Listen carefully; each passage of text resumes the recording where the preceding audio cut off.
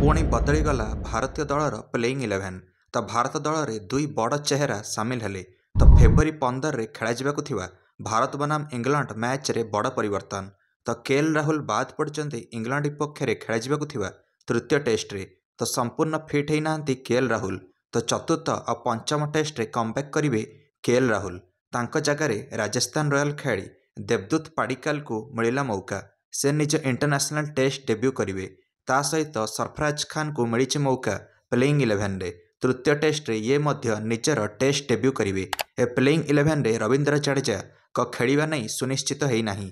जदि रवींद्र जडेजा खेलुना ताहले spin department रे अक्षर पटेल, कुलदीप यादव और रविचंद्रन अश्विन निज स्थान बजाय रखिए। स्पिनर्स मानक सहायक हम राजकोट यह पिच। दर्शक बंधु मैंने कह गले दुई फास्ट बोलर सहित ओह्लाइब भारत, जसप्रीत बुमराह और मोहम्मद सिराज। तो ओपनिंग रे रोहित शर्मा, यशस्वी जायसवाल आसवे।